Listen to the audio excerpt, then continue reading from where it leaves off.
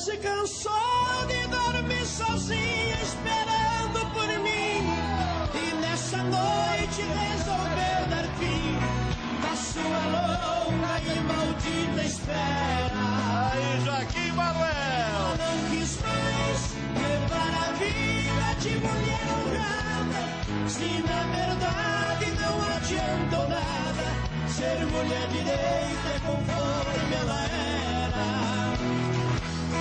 Ela decidiu abandonar o papel de esposa para viver entre as mariposas que fazem ponto naquele local.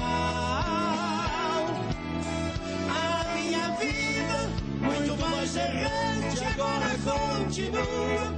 Eu sou minha esposa